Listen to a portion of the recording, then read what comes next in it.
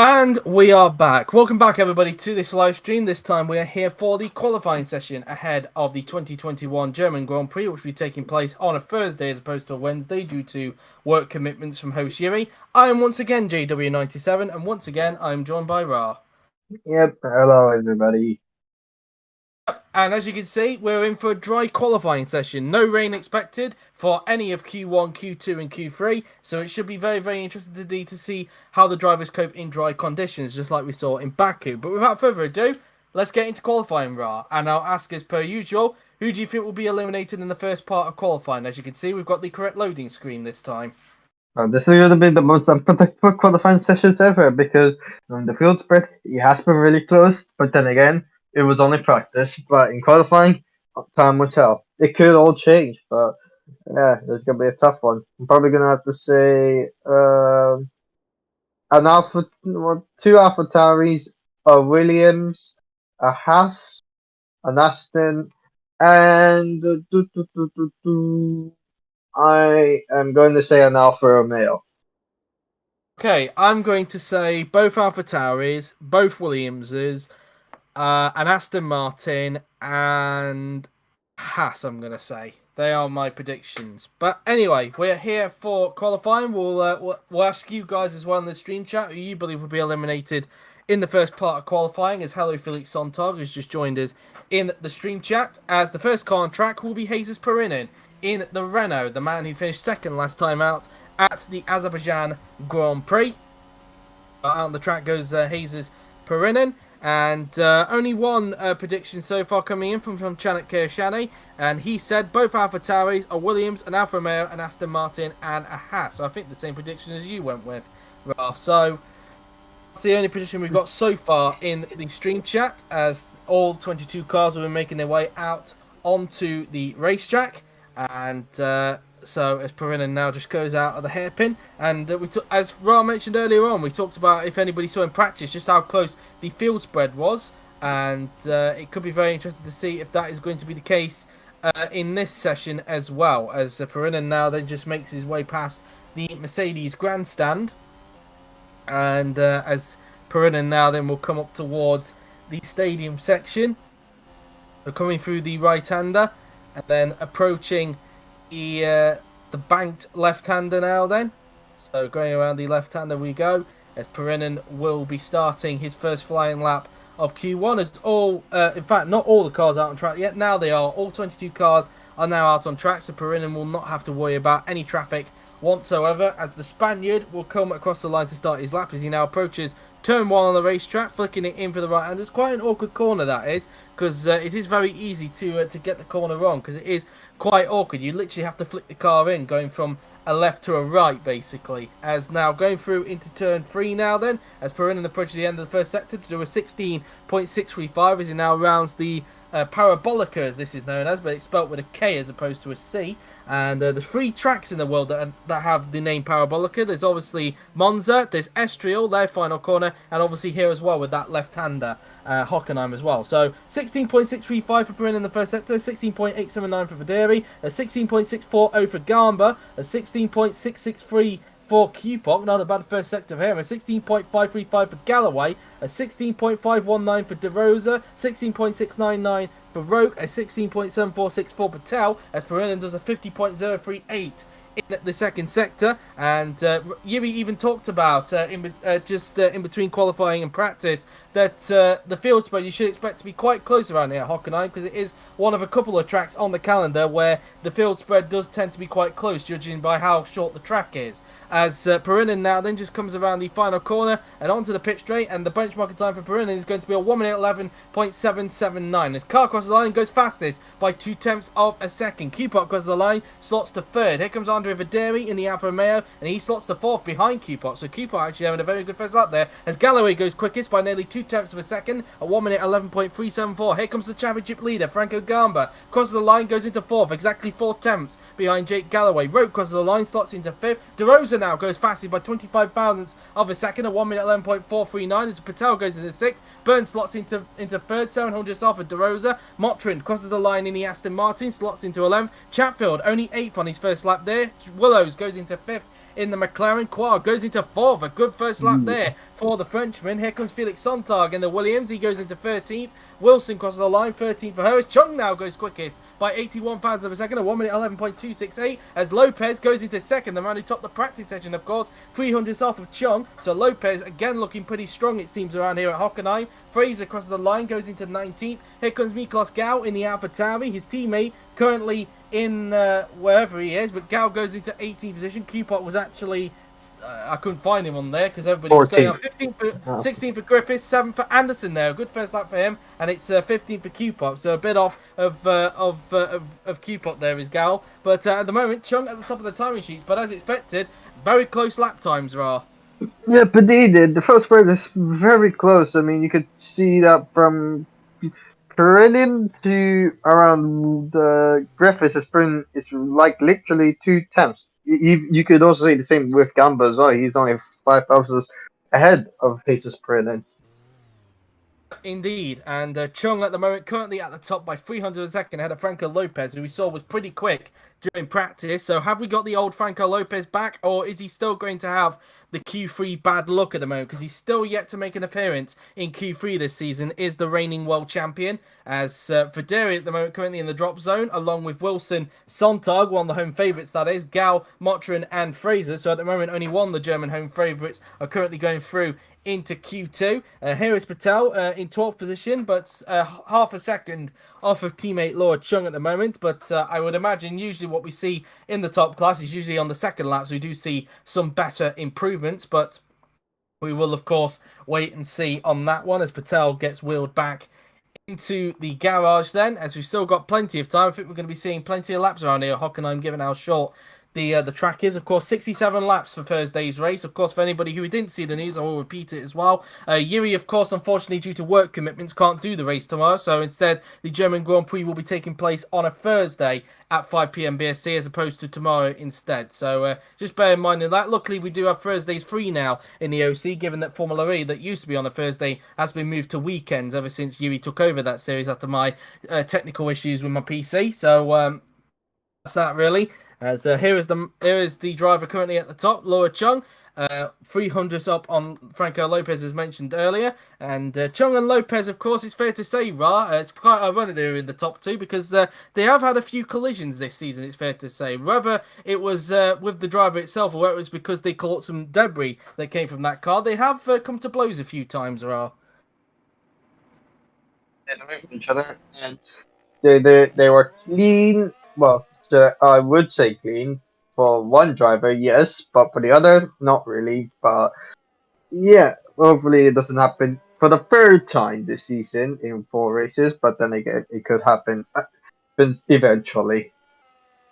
Yep, as we're going to have the second runs happening now as Jake Galloway has come out onto the racetrack. He's currently in 4th position. We talked about it a little bit in practice that Ferrari look a little bit strong, although Chatfield hasn't had the best first lap in the world because he's only down in 13th position, but we'll wait and see if he can try and find a little bit more improvement on his second flying lap should he come out on this occasion, because as mentioned, usually one driver gets left behind on the second run, so we'll have to wait and see which driver that will be. Also on track we have Omar Carr, Joseph Willows, Rahul Patel, George Roque, Andre Vaderi, and of course Daniel Fraser. De Rosa has now come out onto the track, as has Evan Byrne.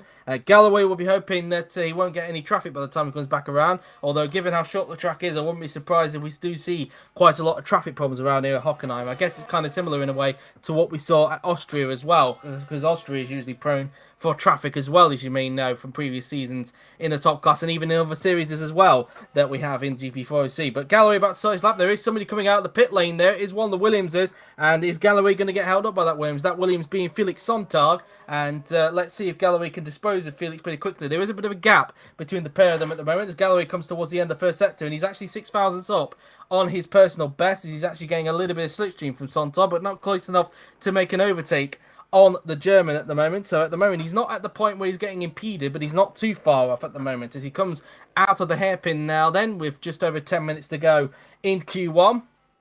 And now Galloway will come up towards the flat-out right-hander and now approaching the Mercedes grandstand. So coming around the left-hander he will go.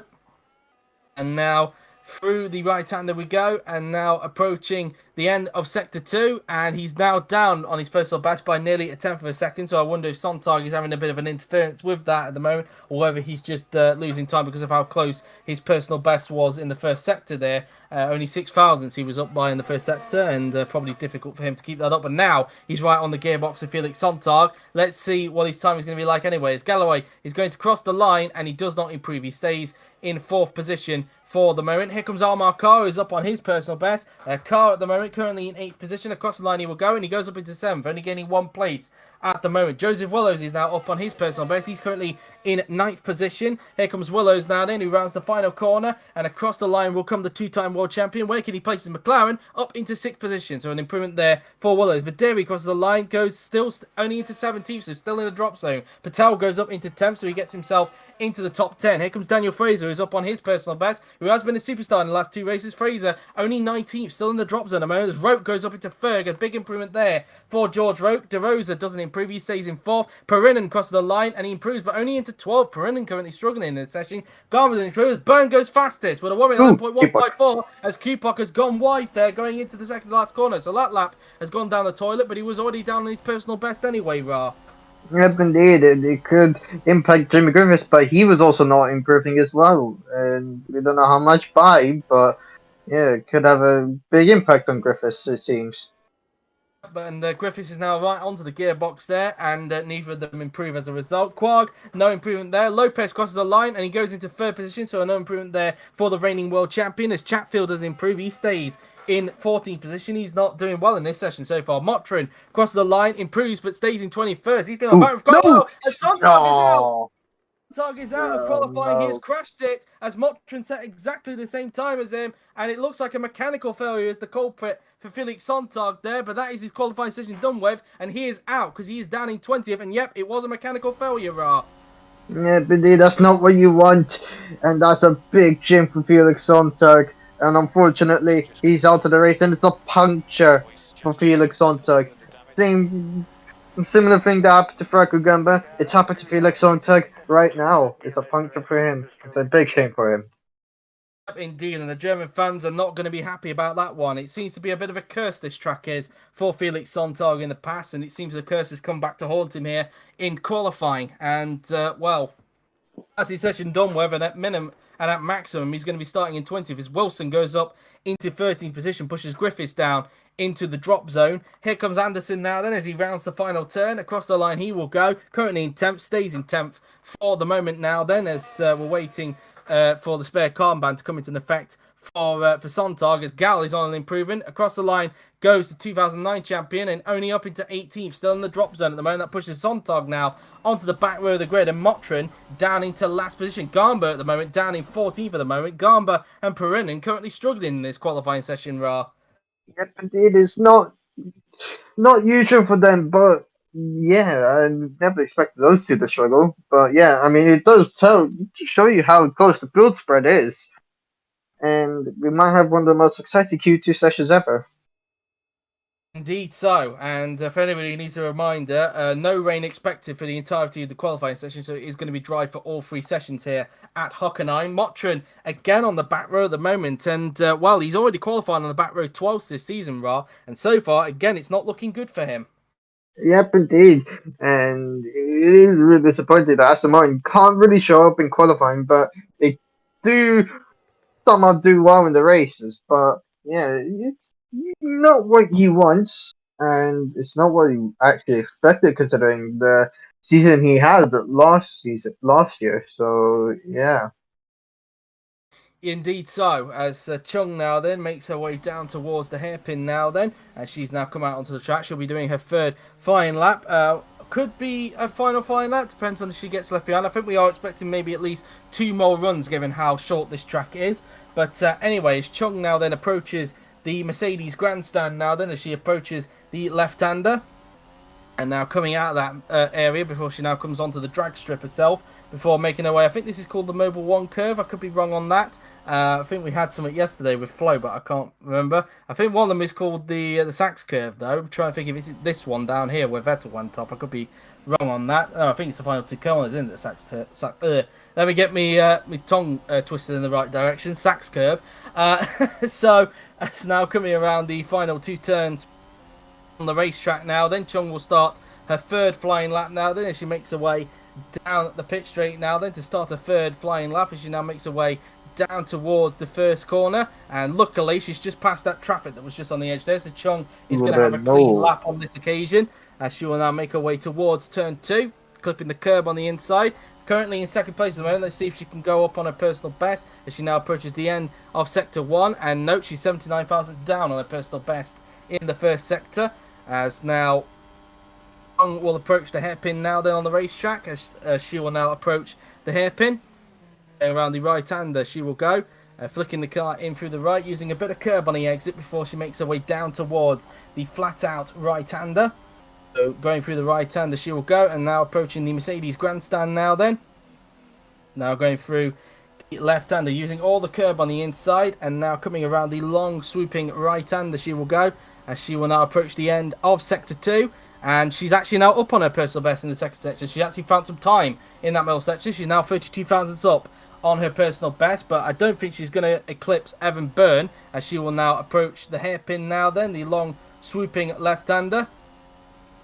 And coming towards the final 2 corners then comes Laura Chung as she now rounds the final corner, and onto the pit straight goes the Lamborghini driver, and Chung comes across the line and she improves but remains in 2nd place. She's now found herself 63 thousandths down on Evan Byrne at the moment as Kupok starts another lap. The only home favourite left, as Sontag is going to be left behind for the remainder of the session after his mechanical failure during this session. A puncher it was, which caused him to pull off at the exit of the banked left-hander, as Galloway is currently down on his personal best in the middle sector as he now rounds the left-hander now then. So through the left and then through the right-hander goes Galloway. Into the final 2 corners he goes, getting held up by the Alfa Romeo, so I don't expect Galloway to improve on his 6th position as he now comes down the pit straight, and across the line goes the Ferrari driver. No improvement for him there then, as Carr is now up on his personal best in the middle sector, and 79 thousandths off of Byrne in fact in the middle sector. So I think he could challenge, he could go where his teammate is at the moment, Franco Lopez.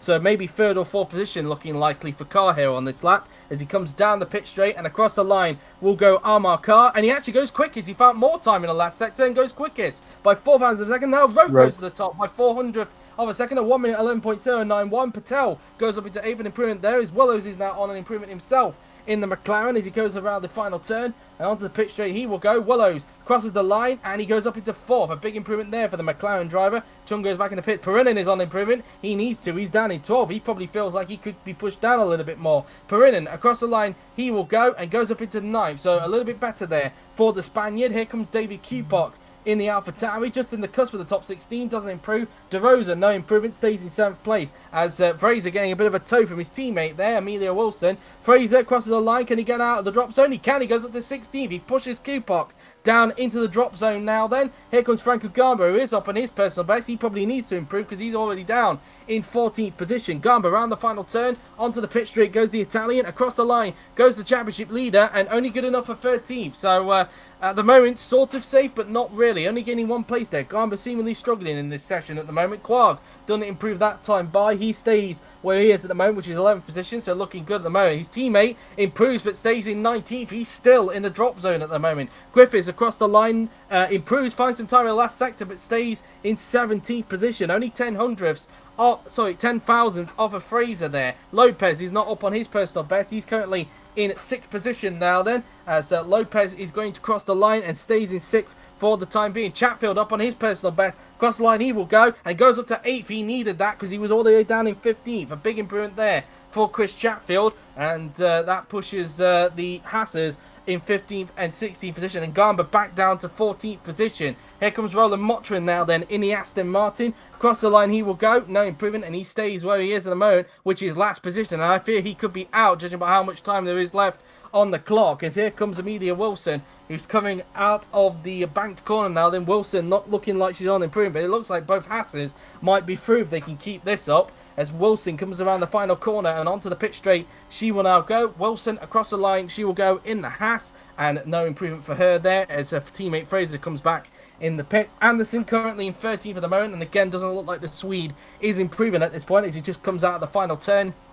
onto the pitch straight now. Then Anderson crosses the line, no improvement, and he stays where he is at this point in time. These are these runs done with. Will anybody go out for one more final run, or is that it then for Q1? Let's keep an eye on the timer on the top of your screen. But I do fear Motrin could be out of this at the moment as we wait for the seconds to tick by to get an official confirmation. If it goes past the 1:11 mark, then that will be that then for people to try and go out and try and improve on their times. So that's that then as the seconds tick down. We're close to the 1:30 mark now then, so I would say around about 19 seconds for anybody else to go back out on the track as it looks like Patel is going to be going out. Will he get out in time though? Let's see. It's not like he needs to improve because I think he's safe enough anyway. 19:18, so yeah, Patel will get one more lap in before the session comes to a close, but is anybody else going to join suit with him as we're now at the 1:11 mark and it doesn't look like it. So I think we have our bottom 6 secure, or do we? Because Gal has come out on track, but I think it's going to be a little bit tight with him. Let's see, but I think it's safe to say Motrin, Griffiths, Kupok and Videri. Obviously, we knew Sontag was out because his session came to an end early. But Griffiths, Kupok, Videri, and Motrin, they are out. Well, we'll have to wait and see if Gal has done enough to do one more flying lap before the session comes to a close. But I think it is going to be tight for him, Ra. It's really close. And also Laura Chung, I don't think she will be able to do another lap. But yeah, I think the main focus is pretty much on Meek plus go. If he can make it, if he can't, then he's out. Gal at the moment currently down in 20th, and it's ironic because the back row, as you can see, the two that are out, Sontag and Motrin, set identical times there. So yeah, that's pretty much that then, really. So Yuri's got to remember that, of course, because on the vanilla game, it will claim that Motrin's ahead of Sontag because of garage order, but we know that Sontag's ahead of Motrin because Sontag set that time first. Will Gal make it? There's only a few seconds left. 6, 5, 4, 3, 2, 1, 0. He made it. Only just for Gal. Chung didn't make it, but Patel and Gal have just done enough to do one more lap. So Gal has given himself one more chance to try and see if he can spoil Haas's party of getting both cars through into Q2. Patel down on his personal best in the first sector, but only by 17 thousandths and only 400 off of Roke in the first sector there. Hockenheim at the top of the timing sheets in Q1 at the moment is Patel now. That just comes around the hairpin now then. As he just comes out of that corner now then, as he now makes his way towards the right-hander now then, approaching the Mercedes grandstand. Now coming around the right-hander as Gal is actually down on his personal best. So at the moment, Gal is not going to be advancing in the next part of qualifying. At the moment, Haas are going to get both cars through into Q2, it seems, at the moment. But we'll see. We have seen that drivers have been able to improve in later sections. So whether that will be the case for Gal, we'll have to wait and see. Patel, 31 thousandths down on his personal best in the middle sector, and way down on his personal best in the middle sector for Gal, 4 tenths down. So I think Gal is pretty much out of it unless he can find some kind of miracle in the last sector, which I highly doubt. Patel just comes out of the final turn, and the Indian driver across the line doesn't improve and stays in 11th position. He was through anyway. Gal across the line, last chance for him, and as expected, does not improve and stays in 20th. So both Hasses have made it through into Q2. What an achievement for them indeed, as we look at it. Roke top, car second, Burning third, and your bottom 6 are Griffiths, Kupok, Videri, Gal, Sontag, not Motrin, because the vanilla game reads it in garage order, but we can tell you it's Sontag in 21st because he set the time first, and Motrin in 22nd. Last place again for Roland Motrin, but both Hasses through into Q2, Ra. Yeah, brilliant laps from them, and yeah, pretty much good teamwork by Emily Wheels, by Wilson and Fraser. It's just to get Fraser to Q2. Indeed, but again, another back row start for Roland Motrin, Ra. He's really struggling in this qualifying session compared to his teammate. I think he's really struggling with the car, which is quite weird knowing that it is kind of the similar car from what he had in 2020, but it is a little different. they seem to have really dropped off as well, the Aston Martin, as compared to last season when we saw Racing Point fighting for regular podiums last season and even the odd win, especially given that this was the track where the team won here last season with George Rogan, even got that infamous 1-2 finish. But of course, a different story this season, it's fair to say, for Aston Martin, and only one car through into Q2, that courtesy of Julius Anderson, who seems to be doing quite okay at the moment, it's fair to say. Well, at the moment, we're just going to take a brief pause and then get everything sorted out for Q2, so just be patient, guys. But in the meantime, guys, you can let us know your prediction on who you believe will be eliminated in Q2. I'll obviously ask Ra a little bit later on when we get into that session, but in the meantime, I'm just going to get the tweet prepared for Q number 1, so just bear with, guys, and I'll get everything sorted out. But so far, Gamba looking a little bit off in Q1. Do you think he's just saving up for the moment, Raw, or do you think he is genuinely struggling? It could be him struggling, but I don't know. It is going to be a dodgy situation for him. But yeah, I mean, pretty unusual to see him in that kind of position. But I don't know. We'll see what happens. We could see the other Rebel get knocked out in Q2. Yeah, indeed, but of course, Roke obviously topped Q1 as well. Obviously, this is a track he loves, but who knows, really? Things could change when we get into Q2. So that'll be that, really. But yeah, other things to point out as well. Looks like Mercedes look pretty strong around here as well, Ra, you'd have to say. Yeah, I mean, it is really close, but you can never tell. If they drop up in Q2, that could be a massive howler from them. And Lopez looking better around this track, but of course we're now in Q2. We're going to be going into Q2 now, something which he has struggled to do this season because he is yet to get into Q3 this season. Will that bad curse finally come to an end for Lopez, or will it continue? We will have to wait and see. So that's that, really. I'm just getting prepared, so apologies if I go a little bit silent for the moment, guys, but I will be back, don't worry.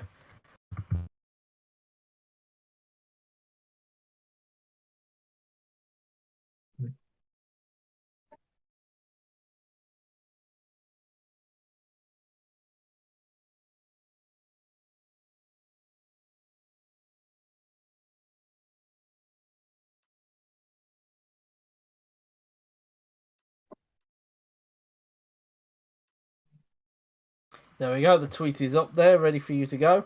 And so that's that, really. So one thing as well to point out as well, of course, Videri getting eliminated and does appear to be a little bit off pace compared to teammate Roman Quarg, who's through into Q2 raw and obviously finished in 12th last time out. So Videri seemingly struggling around here. Yep, indeed, but you can never tell. We'll see. But it could be close, but yeah, it was not the best for him, unfortunately. Wasn't the best for him. Yep, and as a result, only one Alfa Romeo through into Q2 in the form of Roman Quarg, who finished in 12th. Well, we've got the stream back up now, so we're going to get Q2 underway. And without further ado, let's get cracking with Q number 2. And I'll ask you the question, Ra, who do you believe will be eliminated in Q2? I'm gonna say Julius Anderson. I'm going to also say a Haas, a McLaren. I'm also gonna say a Lamborghini. I'm going to also say a Ferrari and go bold and say a Red Bull. Oh, interesting. You believe that one Haas will go through into Q3 then? Interesting. I mean, it's happened before. It'll happen again. It has happened this season. Yes, you are correct. Daniel Fraser, of course, qualifying in 8th at the Chinese Grand Prix. Let's not forget about that. I'm going to not agree with you on that. I'm going to say both Hasses will get eliminated on this occasion. I think Quarg will get eliminated. The only remaining Alfa Romeo left. I think Anderson will get eliminated. I think... I'm going to say a Ferrari will get eliminated. And I'm going to say... I am going to go bold, but I'm actually going to say a Renault to get eliminated rather as opposed to a Red Bull. So that's that. So that's my predictions, as Daniel Fraser is the first car on track in Q2. So let's see what you guys have said in the stream chat. Haley Bailey has said one Red Bull, so he, like you, Ra, he's gone bold. One Aston Martin, so that'd be Anderson. One Mercedes, again going bold there as well. One Haas, one Alfa Romeo, and one Ferrari. Jafari has said, saying it twice it seems, I guess he's got an issue with his phone, has said an Aston Martin, both Haas, an Alfa Romeo, a McLaren, and a Lambo. Von Chanek has said both Haas, Anderson, Quark, a McLaren, and a Ferrari. And Rose Henson has said an Aston, a Lambo, both Haas's, an Alfa, and a Ferrari. So a lot of predictions that time by, unlike what we had in Q1. But we're riding on board now with Daniel Fraser. Of course, both Haas's advancing into Q2. And pretty good performance for them, you have to say, so far. And then they are really keeping it up, and it's really good for them, especially when it's their pretty much their title sponsors home race, or I could be wrong. It is, in fact, Deutsche Post, of course, based in Germany, of course. So, yeah, it's their title sponsor's home race, so hoping to do well for them. As Daniel Fraser now then approaches turn 1, as he now starts his first flying lap of Q2. All 16 cars on track, so Fraser doesn't need to worry about traffic at all in this session. Fraser through turn 2, and now around turn 3 you go. Let's see what his first sector is going to be like. He's now approaching the end of it, and it is a 16.812 in the first sector for Daniel Fraser. Let's see what everybody else is doing in this section. Fraser got out a lot earlier compared to everybody else, so it's going to take a little bit of time for somebody else to post something in the first sector. Fraser now around the hairpin he goes. There we go. A 16.742 for Anderson, a 16.483 for Jesus Perinen, 16.763 for Chung, 16.581 for Quark there. So Quark going quicker than Chung in the first sector there. As now Fraser will be approaching the end of Sector 2 now. Then he's just come out of the Mercedes, where the Mercedes grandstand is. Fraser at the end of Sector 2, a 50.388 for him there then. As he now comes towards the stadium section now then, where the crowd are all waiting for him. A lot of screaming fans around here, obviously cheering for Felix and David in this session, although both of them are out, so of course they won't be celebrating them for the remainder of this session. They'll be waiting until Thursday to cheer for them for the Grand Prix. But Fraser comes out of the final corner and onto the pit straight. The benchmark time is a 1 minute 12.214 for Daniel Fraser. I'd imagine that gets beaten because he is in a Haas, of course. Here comes Julius Anderson now then, who's actually down on Fraser in the second sector. Was up, but lost time on him in the second sector. Anderson now then comes down the pit straight and across the line he will go, and he slots into second, 65,000 down. As Perrin, as expected, goes quickest by 7/10 of a second. Quark goes into second. Chung goes into third, so he's expected slower than Quark on a first lap there. Here comes George Roke, who topped Q1. Let's see what George Roke could do in this session then, as he now rounds the final turn, and onto the pit straight now then will come George Roke. Across the line he will go, and he goes quickest by 1/10 of a second, a 1 minute 11.322. Here comes Joseph Willows now then in the McLaren. Across the line he will go, and he goes into fifth that time by P3 for his teammate Kirishima DeRosa, who may have got a cheeky bit of slipstream there from his teammate. Here comes Jake Galloway across the line in the Ferrari, and he goes into 6th place. Rahul Patel slots into 4th, so a better time for him in Q2 than it was in Q1. Franco Gama, can he improve on what he did in Q1? And he goes quickest by 2/10 of a second. That's more like it. 1 minute 11.097. Byrne only 8th on his first lap. Amelia Wilson comes across the line, and she goes into 13th, made that 14th now because Chatfield has gone into 6th. Amar Carr across the line he will go, and he slots only into 10th that time by, as Franco Lopez goes into 4th. That's more like it for Lopez. Is his streak going to come to an end? That's for sure. As Carr, as a result, goes down into the drop zone, Ross. So not a good first lap there for Amar Carr, but currently a Red Bull 1-2. Yep, indeed, a great lap from Lopez, but Carr, yeah, I'm surprised about that. But then again, it is him in Hockenheim, so what do you pretty much expect? But yes, it's somewhat pretty much it's continuing the streak for Mercedes that one of them gets into Q3 and one of them doesn't. But this time it's not Lopez at least, so that's the good thing.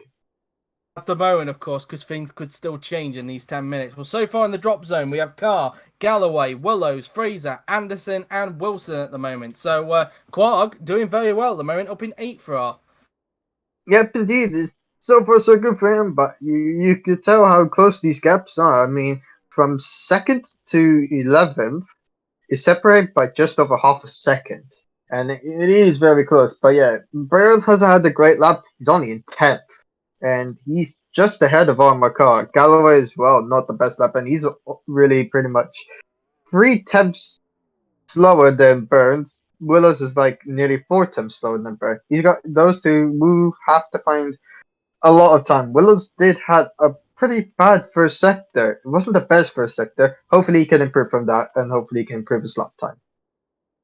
We'll see, of course. Same goes for the likes of Galloway and Carr. And Byrne, of course, just in the cusp of the top 10 at the moment, so I'll be hoping he can try and find some more improvement just in case anybody in that bottom 6 decide to bump him round, as Lopez having to wait for Carr to get Will back into the garage before he can be serviced. And looks like Aston Martin are getting ready to get Anderson back out on the track, as you can see just in the distance there. And it looks like Anderson is going to be going out onto the racetrack, and here he goes. So Anderson going on track first then for the second runs of Q2. And he's currently in 15th position at this moment, so we have to wait and see what he can do. Of course, Aston Martin not having the best of seasons so far, although they did have a very good points finish in Baku, but you could argue that was down to strategy, really, that helped them up there, because their car has not been that competitive compared to last season, where they were fighting for consistent podiums, and especially here last season, a victory where they got a 1-2 finish with Roke winning ahead of Roland Motrin, of course, when the team was known as Racing Point, obviously rebranding to Aston Martin this season, where things have not gone particularly well for them at the moment, as Anderson now just goes out of the hairpin, as he will now make his way towards where the Mercedes grandstand is. Perinen has now come out onto the racetrack, as has Roman Quarg, so there are 3 cars now then out on the racetrack, as now they come around the section of corners, as Fraser is also out on track in the Haas, so a few more cars emerging. Anderson will be hoping there's no traffic by the time he makes his way back out around the circuit, of course, as he now just rounds the stadium section where most of the fans are hanging out.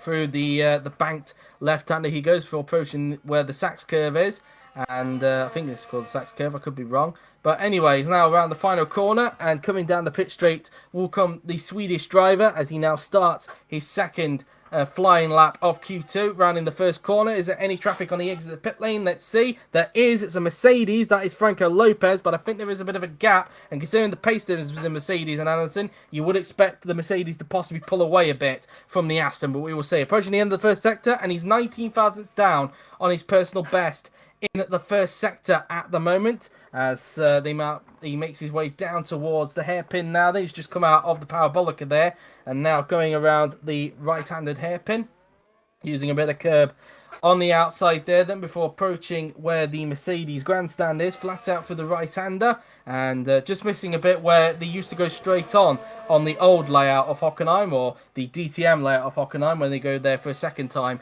during the season. As here comes Julius Anderson approaching the end of the second sector, and he's found some time in the second sector now, 53 thousandths up on his personal best in the second sector, and I think he could get himself a little bit higher up. He could get himself maybe around about only by gaining 1 place, though. I don't think he's going to get that car, though, into the top 10, unfortunately. No matter how talented Anderson is, I don't think he's got the machinery to get him into the top 10. Anderson crosses the line, and in fact, he loses time in the last sector. He doesn't improve and stays in 15th position. Here comes Perinen, who's not up on his personal best, crossed the line, and he stays in 3rd position for the moment, as we see that Chung and Willows are about to start their laps there. Quarg not up on his personal best at the moment, currently in 8th position in the Alfa Romeo, as he rounds the final 4 turns on the racetrack now then. The final 2 corners, the final corner, and onto the pit straight then goes Roman Quarg, and as expected, no improvement. He stays in 8th position. Yes, you can hear dog commentator. I know that's what you're laughing at.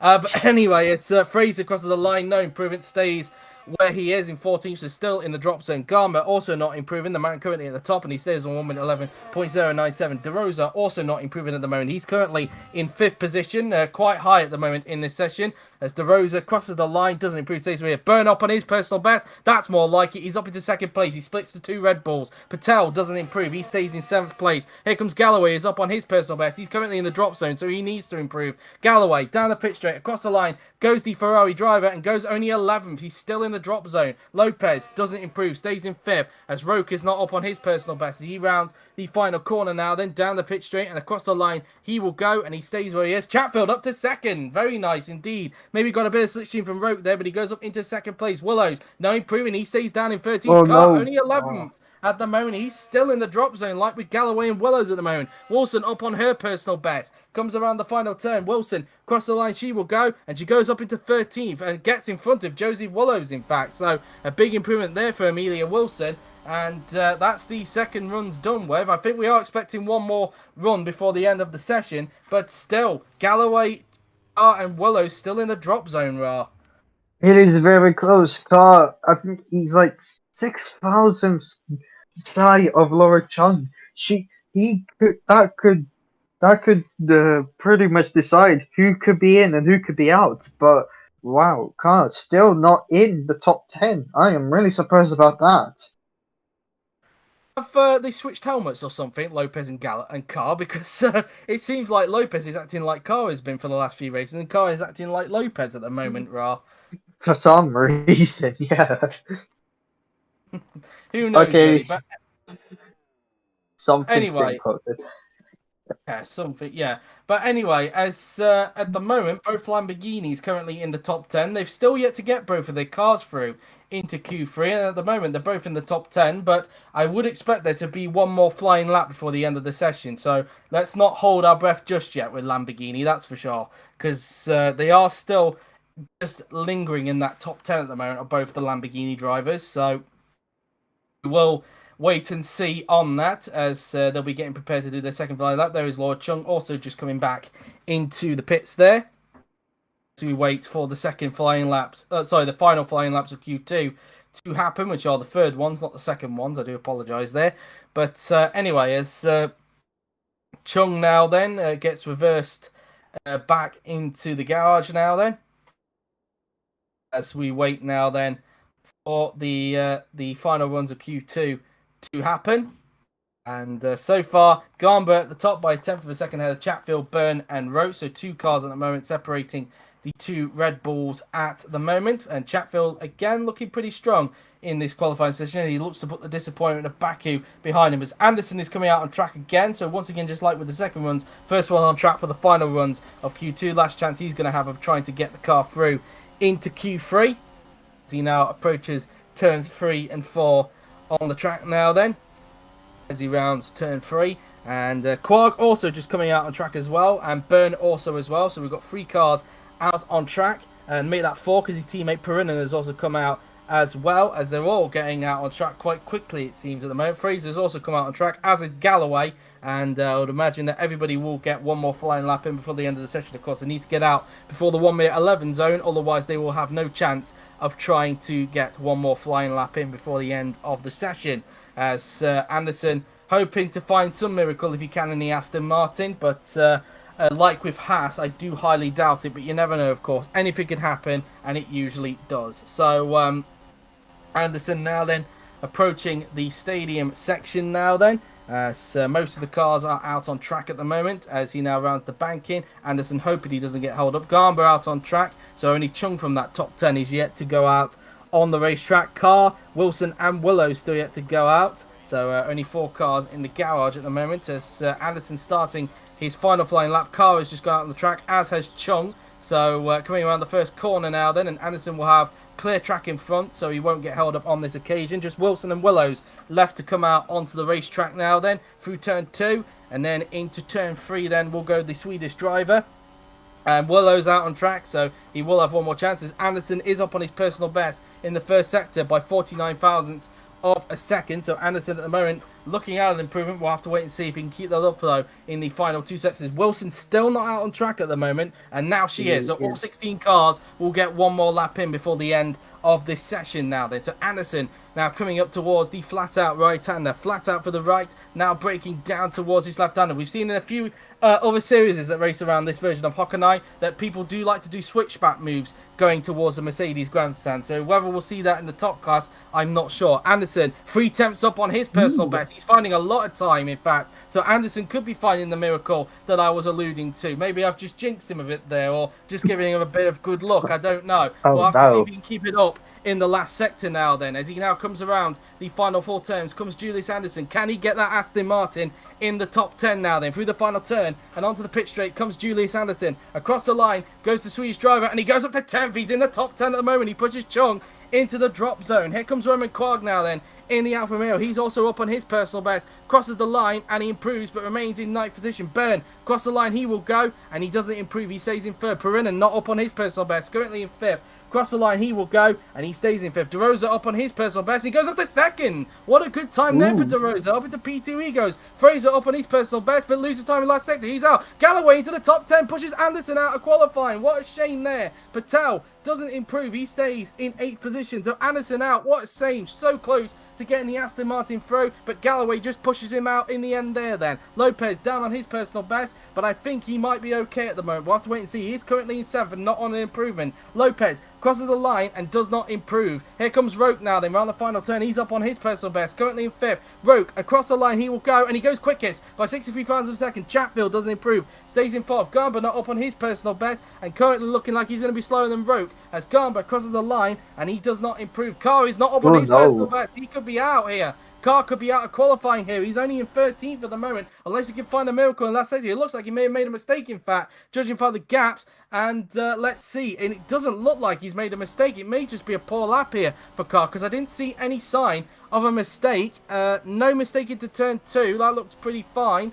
Turn 3, also looking fine as well. I think it might just be a poor lap here for Carr. And yeah, it just looks like a poor lap for Carr, and I think he's going to get eliminated through the final corner and onto the pit straight then. Goes Carr in the Mercedes, and he doesn't improve. Carr is out for the first time this season. Only 13 for Chung out. So unfortunately, Lamborghini still not able to improve. There's Willows that's on a lap as well.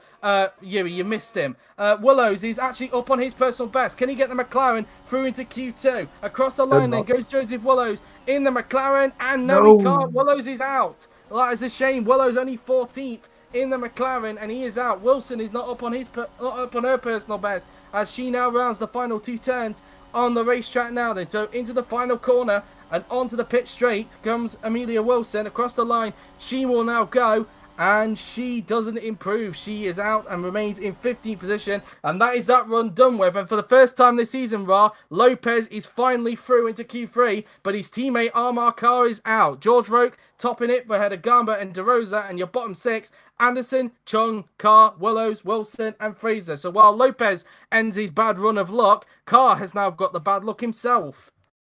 Yep, I think it will be the track luck for him, knowing his luck. But yeah, hopefully it doesn't happen again for him. But yeah, it is weird to see Mercedes consistently getting knocked out, now not making it into the top 10, and it is weird. And yeah, looking at Julius Anderson, an amazing lap from him. He P11. It's such a shame he didn't get into Q3. I think that lap pretty much deserves a Q3 spot for him, in my opinion. So close yet so far for Julius Anderson, but still a very good lap for the Swedish driver, nonetheless, given the equipment that he has.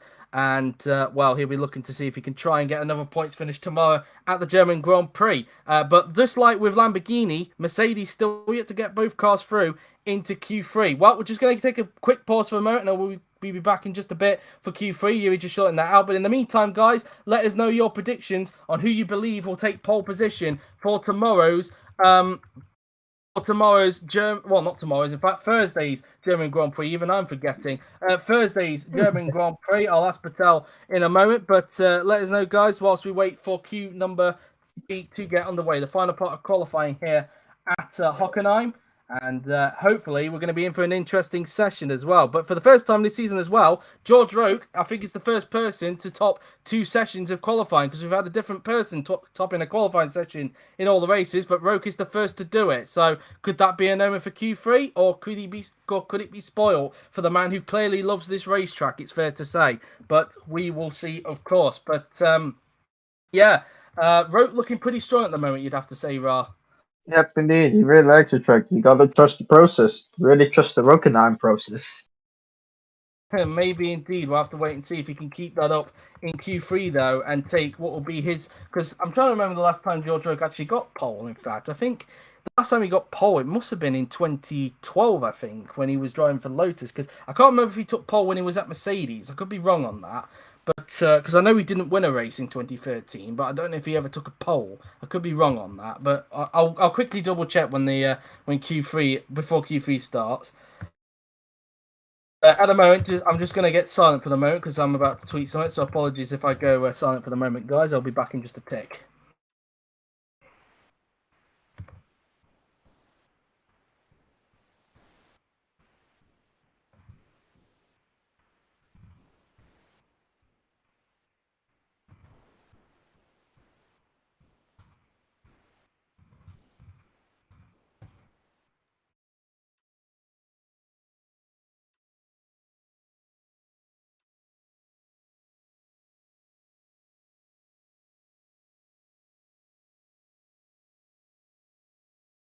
As I say that, as I've just tweeted, the third part of qualifying is about to get underway. So without further ado, let's get into Q3, shall we? So I'm going to ask you, Ra, who you believe will take pole position for tomorrow's German Grand Prix? Do you believe it'll be George Roke, or do you think somebody else will grab it?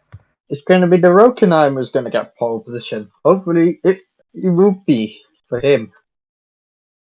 I'm gonna go opposite, and I'm gonna go with Franco Gamba for pole position. I think I don't think Roke will get it in Q3, but I could be wrong, of course. I'm just gonna quickly check though, as I promised, when the last time George Roke actually took pole position in the top class, because it has been a while, and it was in 2012. It was actually, ironically, at this circuit, the 2012 German Grand Prix, where he actually won as well. So it seems like a lot of his streaks just happened to come back to this circuit for some reason, Rob. But anyway, anyway, we're getting ready for Q3. I'll read everybody else's predictions as soon as somebody comes out onto the racetrack as the seconds tick down, and we're going to wait and see who's going to be the first to come out on track then for Q3. And here we go. I think it's going to be Rahul Patel unless somebody beats him to the punch. Let's see.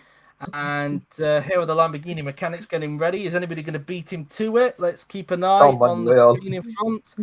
And is it going to be Patel first, or is it going to be somebody else? And it's going to be somebody else. And it is Evan Byrne in the Renault that's going to be the first to come out on track. But Patel should be the second person to come out onto the racetrack then for Q number 3. And it is Patel. So that's that. So let's read everybody else's predictions then. So I'm going to look.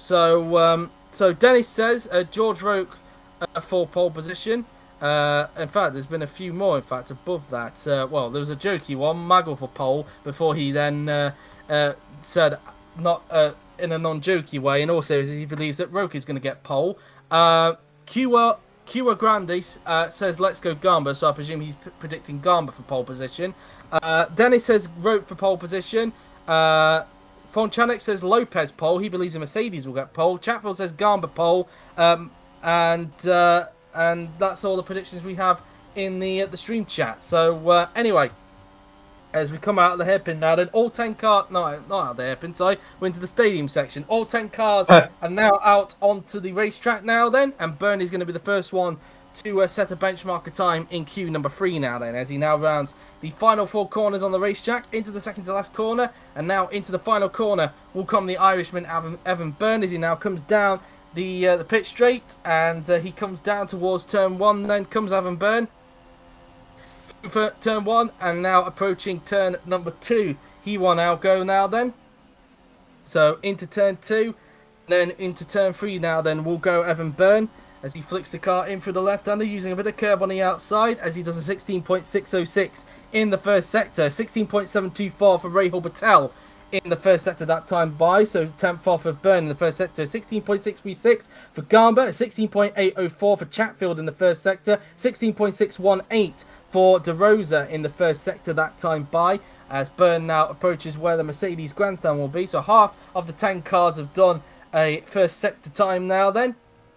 Through the left-hander goes Byrne, and now approaching towards the end of sector 2. He will now go 16.608 for Jake Galloway in the first sector, as Byrne does a 50.156 in the second sector, a 50.128 for Patel in the second sector. So whilst he was down on Byrne in the first sector, Ra is now actually up on Byrne in the second sector. So it's kind of switch roles there on that occasion. So Byrne now then approaching the final 2 turns on the racetrack now then, into the final corner and onto the pit straight goes Evan Byrne in the Renault. Across the line, he will go, and he does a 1 minute 11.854. Does Patel beat it? Yes, he does, by 95 thousandths of a second. Gamba across the line, and he goes quickest by 3/10 of a second. So Byrne not having the best first lap in the world. Chatfield across the line goes into 4th, 6/10 off of Gamba. De Rosa slots to 4th himself. Here comes Jake Galloway in the Ferrari. Was up on Gamba in the first sector, but he's now 10th down on Gamba in the second sector, but could get himself up into second place if he can keep this up. Galloway around the final corner, and down the pit straight goes Jake Galloway across the line, and he goes into 3rd, loses a bit of time in the last sector and slots behind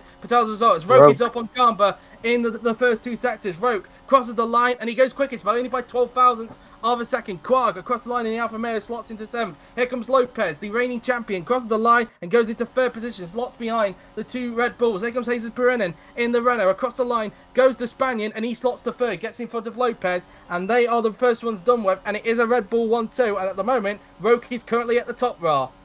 Yeah, good stuff from him. He did lose a lot of time in the final sector. Pretty much, yeah, lost 80 thousandths in the final sector to Franco Gamba, and it shows Franco Gamba is really good in the final sector. Really aced it. But yeah, still has more time to find. But yeah, it is literally between those two. But then again, we could see his Pernin or Franco Lopez getting there. We could even see Evan Byrne probably getting there, or even Rahul Patel. Anyone could get this. As you can see, the whole pack is actually the whole top 10, I should say, separated by 6/10 of a second, just under 7/10 to be exact. So quite close between all 10 people, and I would expect maybe some more improvements to come in the second flying laps here, of course, here at Hockenheim. It's Patel currently in 5th place at the moment. Of course, let's not forget, he's already had a pole position this season as Rahul Patel, the most shocking pole position of the season, it's fair to say. Who knows, could he provide another surprise in this qualifying session? We'll have to wait and see as his Lamborghini gets wheeled back into the garage now then, as they will be preparing for their second flying laps of Q number 3, as all 10 cars are now in the pit lane with just under 10 minutes to go now then. So let's see what Patel can do now then on this run. On the second runs a little bit later on, as he'll be waiting a little bit in the garage, as Carr just watching as a spectator. First time this season, of course, he has been eliminated in qualifying, and he's got it all to do tomorrow from what will be 13th on the grid. So a lot of work to do for him tomorrow, that is for sure. And probably having to do a role that Lopez has done in the first 3 races, but hoping to do a little bit better than what Lopez did in both China and Baku, respectively. But Lopez, so far, looking to be in the groove at the moment and back where he belongs, fighting for pole position at the moment, Ra. Hopefully he can keep it up, and he could probably snatch a shocking pole position. We will see, of course, as we have just 9 minutes to go in this qualifying session to determine the grid for Thursday's German Grand Prix here at Hockenheim. And it's a Ferrari that's going to go out first, and it's Chris Chatfield who's currently down in 10th position, so he needs to find an improvement somewhere in that Ferrari, given his teammate Jake Galloway is currently up in 6th position, as Chatfield now then comes into turns 2 and 3 now then on the track. And he'll be open. He'll be hoping there'll be no traffic by the time he comes back around the circuit.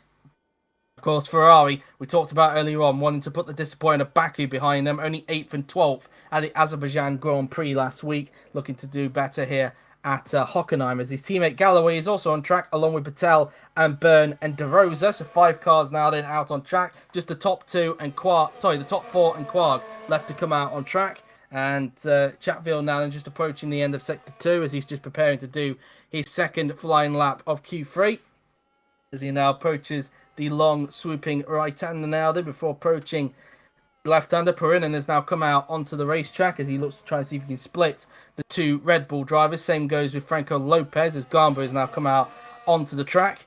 As Galloway, as Chatfield now then comes around the final corner and onto the pit straight as he now starts his second flying lap now then. Just Lopez and Roke now then are left to go out on track, and there is a Red Bull coming out, and it looks like Roke is going to come out just in front of Chatfield. So this lap has gone into the bin there for Chris Chatfield, and what a shame there. Yep, indeed. And I thought Chatfield could get ahead of Rook, but no. But he is up, but I don't know. I don't know if you will. Yeah, he's going for the move, and I don't really think I see him improving, unfortunately. We'll see, of course. It depends if he gets by on Roke, which he doesn't, so that might impact him there on his lap. He is up with his personal best, though, by 33 thousandths of a second, so we'll keep an eye on that. But I think, judging for the fact that he couldn't get by on Roke there into the hairpin, he's probably going to lose time in the second sector. Let's see, as he's just going to pass the Mercedes section as he's now coming up towards the end of Sector 2 now then, as he rounds the right-hander. Let's see what his Sector 2 time is like. And he's still actually up, but he has lost time in the second sector. Only 5 thousandths up now on his personal best in the second sector. So let's see what his last sector is going to be like, because there is now a little bit of a gap starting to form between himself and pole sitter George Roke at the moment. Current pole sitter, that is. Through the final 2 turns, looks like he may have had to lift a little bit there, so I think he might actually lose some time in this last last sector. Let's see. Chatfield across the line, and he does actually improve to go up into 6th. So, surprisingly enough, he gets above teammate Jake Galloway at the moment, Ra. And, well, that was a bit of a surprise. As meanwhile, speaking of Galloway, he's only 92 thousandths down on Roke in the 2nd sector. So, Galloway looking at a big improvement on his lap. Speaking of Galloway, as Byrne, meanwhile, still down on his personal best. Not by much, though. Let's see what his last sector is like. Byrne, across the line he goes in the Renault, and he doesn't improve. He stays in 8th. Galloway crosses the line and goes back up into 6th. So maybe lost a bit of time there. Patel improves, but stays in 5th. DeRose across the line, and he stays in 9th, not improving there. Perrin also not improving on his time. 5 tenths down on Roke in the 2nd sector, as he now just comes out of the hairpin now then. So through the left, then the right, and now into the final 2 turns. We'll go Jesus Perrin in the Renault now then. Round the final corner and onto the pit straight now then. We'll go the Spaniard. Perrin crosses the line, no improvement, and he stays in 3rd. Garber up in his personal best. Can he go to the top of the timing sheets? Yes, he can by 2 tenths of a second. 1 minute 11.211 for Franco Garber right there then. Could he be looking at 2 poles in a row for the championship leader? Roman Quad crosses the line and he improves but stays in 10th position. Roke is down on his personal best as he now rounds the final corners on the racetrack. And let's see what Roke can do in the last sector. Across the line, and he doesn't improve. He stays in 2nd. He'll give himself one more chance, though, to try and see if he can beat his teammate from Powers. Lopez, he's getting it all wrong here. No. The 2nd to last corner. And, well, luckily he didn't spin there. But, well, that lap was in the bin. He was actually, looking at time in the 2nd sector. So he could have been on for an overall improvement in the last sector, but it's all gone in the bin, Ra. Yep, indeed. You really blew that one, unfortunately, and it's a big shame. Yeah, you could just see there. A purple 2nd sector apparently for Lopez, so he could have been challenging for pole, but that one has gone into the bin there for Lopez, pushing a bit too hard, it seems, to try and get that Mercedes onto the front row of the grid and split the 2 Red Bulls. Let's have a look at a replay of this mistake then, Ra. Yep, indeed. He went too hot on this one, actually. And it's really unusual to go too hot here. And, yeah. And, well, who knows? That may have been a pole lap there for Franco Lopez, but he obviously took that one in the bin. But luckily, he has got himself one more flying lap to try and see if he can make amends. As DeRosa is having to wait for, I think that is Byrne, or, well, it's one of the Renaults, because both of them are in the pits, to get Will back in the garage. I think it might actually be Perrin now that I think of it, as Patel gets Will back into the garage. And so Patel will be waiting to start what will be, I would presume, their final flying laps, looking at how much time they've got left on the clock. So that's that really, and as there's just over 4 minutes to go in this qualifying session to determine the grid for Thursday's German Grand Prix. Lopez heading back into the pits. Luckily, he will give himself one more flying lap to try and see if he can make amends for what he did on that 2nd lap. But we will wait and see if he can do that and try and see if he can possibly split the 2 Red Bulls or maybe even try and beat both of them, of course. Will anybody else try and beat the 2 Red Bulls? Will Roke try and get the pole back in his final flying lap? Because it looked like some of it could have been interfered a little bit by Chris Chatfield. Let's not forget Chatfield was all over the back of him, potentially at the beginning of his lap. So that might have played a little bit of an interference. So who knows, really. But start as we have 3.5 minutes to go in this qualifying session. As Galloway, not wasting any time, is going out on track. I mean, we looked at his 2nd sector, Ra. He was looking pretty strong, but it seemed to, like with his 1st lap, he seems like his sector 3 is a little bit weak. Yep, indeed. And also, speaking of Patel, he's also out on track with Galloway as well, because I did see Chris getting ready. It's Chris Chatfield as well, so both Ferrari drivers not wasting any time as well. So I would imagine Patel's probably going to be in a Ferrari sandwich if he's not careful. So, well, then again, it's Maranello cars going together on the track, it seems, because let's not forget, Lamborghini is only just over the road from Ferrari. So, yeah, a bit of a coincidence there, it's fair to say, as there's still 7 cars yet to go out onto the track. Byrne, of course, still yet to find a little bit of time. He's only down in 8th for the moment, so maybe another driver to possibly keep an eye on. Of course, he's already had a pole this season as Evan Byrne. Got it at the Chinese Grand Prix, and maybe he's just saving up. We'll have to wait and see. He's also coming out on track, as is Kirishima DeRosa, as is Byrne's teammate, Jesus Perrin, and he's just come out on track. Just 4 cars left to make their way out onto the circuit, as Galloway's hoping he doesn't get held up by either of them. He's not going to get held up by Garber, because he's just come out onto the track. The man who's currently on pole, as Galloway rounds the final corner and onto the pit straight. Then we'll go the Ferrari driver, as there's still 2 cars in the pits now. Then Lopez and Quark, just keep an eye on the right hand side, see if there's a car coming, and luckily there isn't. So Galloway will get a clear lap in as Lopez and Quark just waiting a little bit before they go back out onto the racetrack. Let's see what Galloway's first sector time is like compared to his personal best as he comes up towards the end of sector 1, and he's 28 thousandths up in the first sector. But again, we don't really judge the first sector too much because it's only really 2 major corners around there. Not even turn 1 you could consider as that major because they go near enough flat out through that first corner. So we'll have to wait and see what his sector 2 is going to be like before drawing any form of conclusions. But I've mentioned, of course, Galloway seems to be a little bit weak in that final sector. Can he try and potentially correct it, or is the Ferrari just weak in general in that last sector? Well, I'll just have to wait and see as he now just goes past the Mercedes grandstand. Through the right-hander goes Jake Galloway. Let's see what his second sector time is like, and he is down by 51 thousandths of a second. Let's see if he can try and pull it back in the last sector. We have seen some people pull it back, of course, in previous sessions, so let's see if Galloway can do that as he now just goes around the banked left-hander. Through the final 4 turns goes the Ferrari driver as he now makes his way into the second to last corner, into the final corner, and down onto the pit straight will come the last season's Chinese Grand Prix winner, Jake Galloway, across the line, and he improves to go up to 4th. He found time in that last sector that he needed to find. Patel doesn't improve, he stays in 6th. Chatfield improves but stays in 7th position at the moment as Lopez is about to start his final lap very soon as Byrne is up on his personal best and only 15 thousandths down on Gamba in the first sector. Let's see what his second sector is going to be like, the crucial sector. Let's not forget as Byrne approaches the end of sector 2. Let's see what it's like compared to Gamba, and he's 52 thousandths down but 3 tenths up on his personal best. He could split the 2 Red Bulls here depending if he hooks up this last sector because we have seen some drivers lose time in this last sector. Through into the bank left-hander goes the Irish veteran now then. Through the left, then the right, into the final 2 corners goes Evan Byrne in the Renault as he now rounds the final corner, and onto the pit straight goes Evan Byrne. Can he snatch pole off the Red Bulls, or can he split them across the line? And he goes into second. He splits the 2 Red Bulls for the moment. Byrne currently on the front row. De Rosa crosses the line, no improvement. Perinen doesn't improve, stays in 4th. Gamba is not up on his personal best. He comes down the pit straight across the line. He will go, and he doesn't improve. Roke is also not up on his personal best either, so it looks like we could be seeing a split between the 2 Red Bulls here at the moment as Roke comes around the final corner. Onto the pit straight he goes, and Roke is going to cross the line, and he doesn't improve. He stays in 3rd position. Lopez, last one, I think is on a lap, but he's not improving either, it looks like. The Argentine coming around the final 4 corners on the racetrack now then. Through the penultimate turn, into the final corner, onto pit straight. I think, in fact, Quarg's the last one to do a lap, if I'm not mistaken, because I think Lopez came out before Quarg. Lopez crosses the line, doesn't improve, and stays in 6th position. And Quarg does improve. He goes up into 7th position there. So Quarg improves to get above Rahul Patel. A brilliant qualifying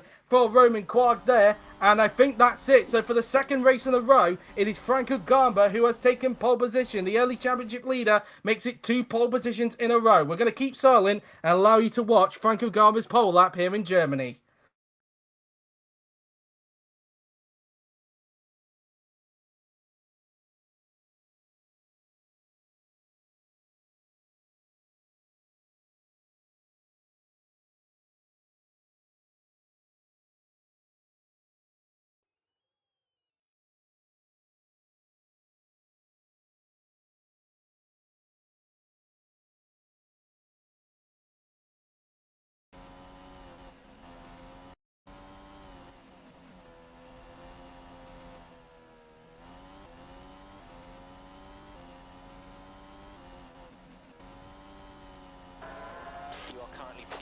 Great lap. Only sector you're not fastest in at the moment is the last sector by a couple of hundredths. We can't afford to slow down too much.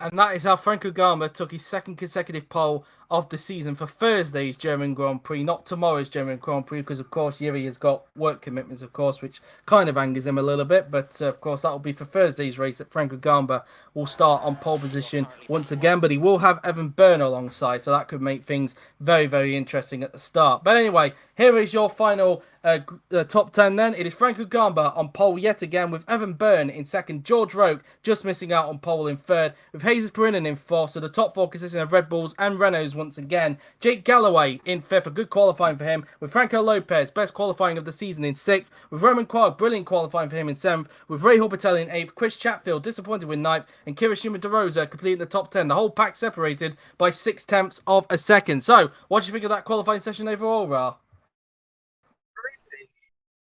Really chaotic session, and yeah, Byrne managed to hook up the lap late on and managed to get on the front row, stealing it away from George Rugg, preventing a Red Bull front row. And Rugg pretty much struggled later within the second and third laps, and yeah, I think he will be a bit disappointed on that one. And Roman Krog, a brilliant lap from him, getting up to P7, just around 69 thousandths behind Franco Lopez in sixth place. So that is a great lap from Roman Krog.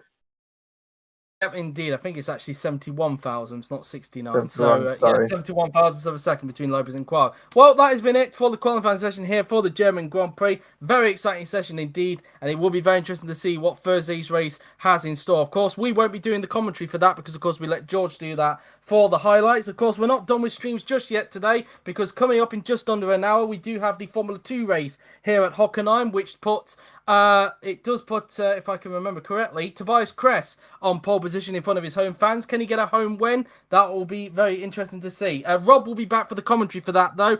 I might be commentating alongside him. I'm not sure yet. I think I'm considering handing the role over to Leighton Aviard, though, to commentate alongside Rob, given the problems he had yesterday. So maybe just to make up for yesterday. But until then, guys, that has been it. I hope you have enjoyed it. So thank you very much for watching. I've been JW97. He's been Ra. And we will see you on Thursday, not tomorrow because of work commitments with Yuri. We will see you on Thursday at 5 p.m. BST for the 67 lap German Grand Prix. Till then, take care.